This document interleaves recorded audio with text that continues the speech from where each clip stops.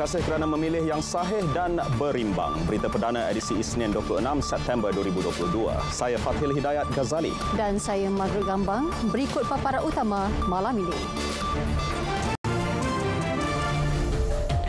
Perdana Menteri putuskan bubar Parlimen selepas mesyuarat pemimpin tertinggi UMNO.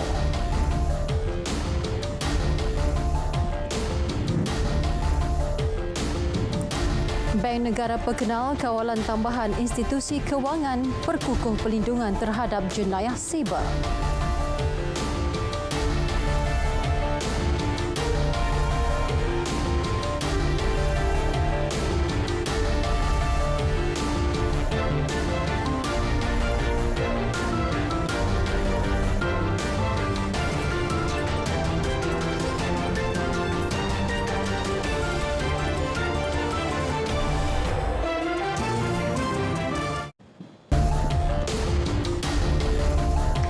Assalamualaikum, salam keluarga Malaysia.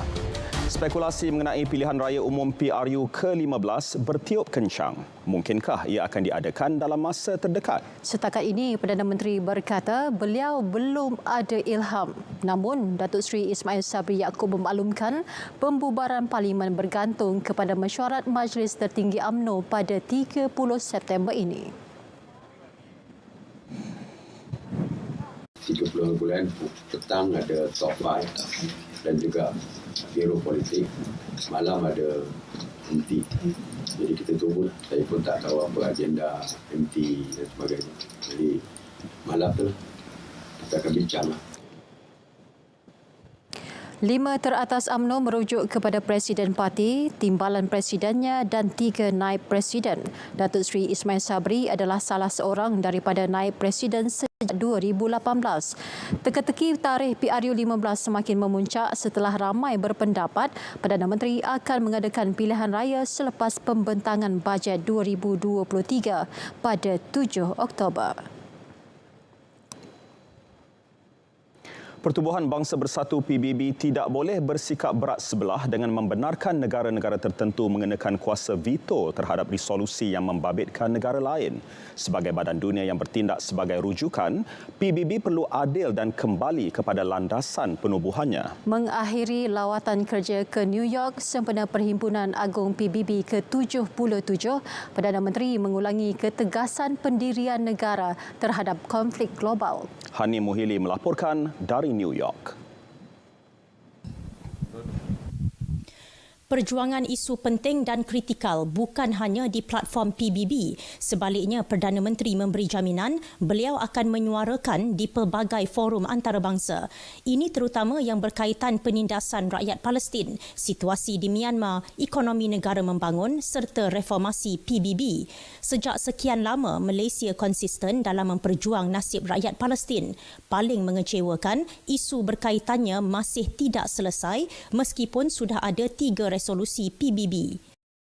Malaysia secara terbuka melabelkan Israel sebagai apartheid.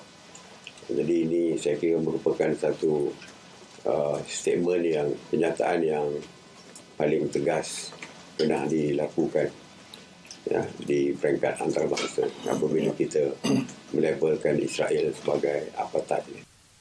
Mengenai krisis politik di Myanmar, Perdana Menteri menegaskan komuniti antarabangsa perlu segera bertindak. Namun PBB seolah-olah lepas tangan dan menyerahkan kepada ASEAN untuk menyelesaikannya. Rujukan setiap isu besar yang berlaku di negara masing-masing, rujukan terakhir adalah Pertubuhan Bangsa-Bangsa Bersatu. Jika Pertubuhan Bangsa Bersatu gagal menyelesaikan isu yang berkaitan dengan negara-negara lain, negara-negara di dunia, jadi kewajaran wujudnya PBB itu agak kurang.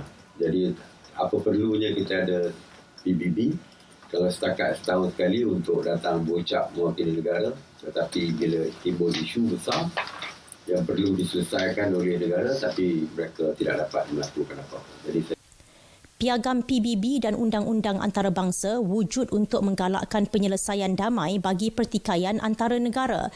Kedua-duanya menetapkan hak sesebuah negara dalam mengejar kepentingan diri.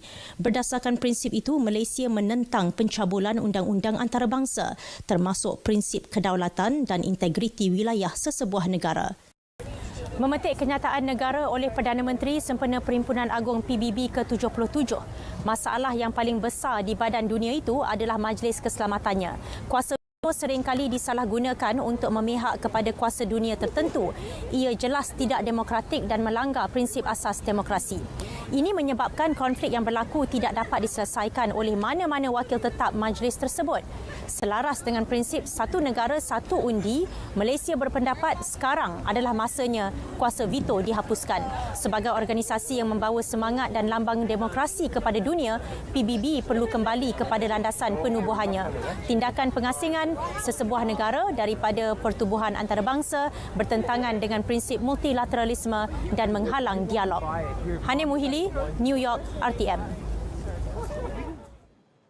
Selepas mengakhiri lawatan kerja ke New York, Perdana Menteri tiba di Abu Dhabi. Ketibaan beliau bersama delegasi pada 8.25 pagi waktu tempatan adalah bagi lawatan kerja 4 hari ke Emiria Arab Bersatu UAE. Ketibaan Datuk Seri Ismail Sabri disambut Menteri Tenaga dan Infrastruktur Suhail Muhammad Al-Mazrui, Duta UAE ke Malaysia Khalid Ghanim Muhammad Al-Ghaith dan wakil daripada Kementerian Hal Ehwal Presiden UAE.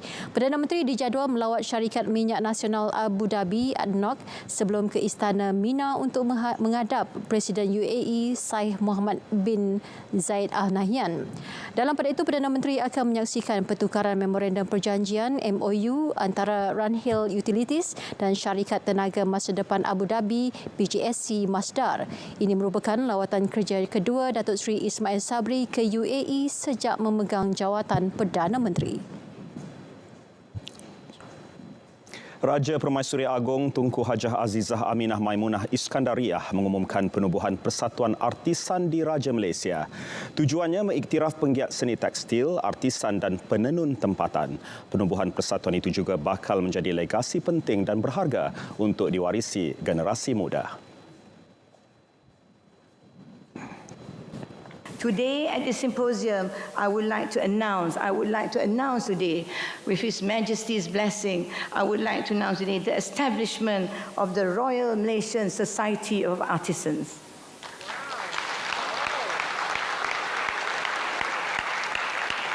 An association to recognise a handful of skilled artisans that are still alive today. We in Malaysia, the Malaysian government, should help them.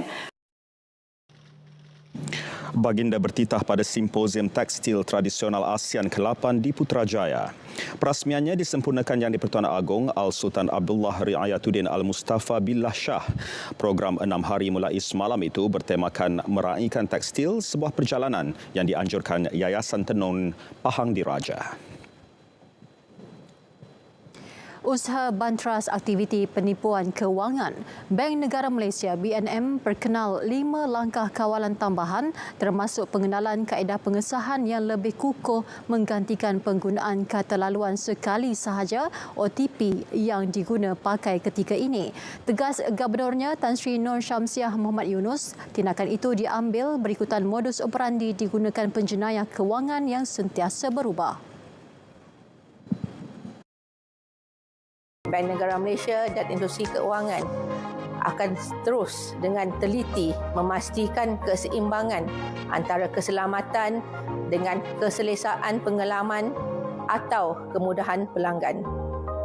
Bank Negara Malaysia juga akan terus memantau dan mengambil tindakan yang sewajarnya ke atas industri keuangan untuk memastikan institusi keuangan sentiasa menetapkan kawalan dan standard keselamatan mereka pada tahap tertinggi. Merasmikan pameran. Pelanggan juga akan dihadkan kepada hanya satu peranti mudah alih atau peranti selamat untuk pengesahan transaksi. Beliau berucap merasmikan pameran jenayah kewangan secara maya. Sementara itu, lebih 12,000 kes jenayah penipuan keuangan dalam talian dilaporkan bagi tempoh Januari hingga Julai tahun ini dengan nilai kerugian RM414.8 juta. Jabatan Siasatan Jenayah Komersial PDRM menggariskan 7 bentuk jenayah utama iaitu belian dalam talian, pinjaman tidak wujud, pelaburan dalam talian, Macau scam, African scam, pintasan email dan penipuan SMS. Ketua Polis Negara Tan Sri Akril Sani Abdullah Sani menjelaskan, kelicikan penjenayah siber menggunakan teknologi selain kesedaran masyarakat masih di tahap sederhana menjadi punca kes melonjak.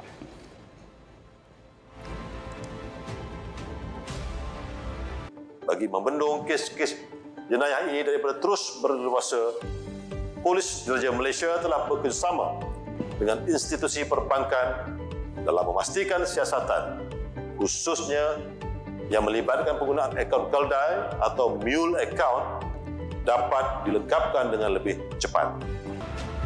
Orang ramai diminta melaporkan maklumat berkaitan kes jenayah komersial menerusi CCID Info Line di talian WhatsApp seperti yang tertera. 42,084 kes demam denggi dilaporkan di Malaysia sejak Januari 2022 hingga Sabtu lalu. Ia peningkatan 22,661 kes berbanding 19,423 kes yang dicatat bagi tempoh sama tahun lalu.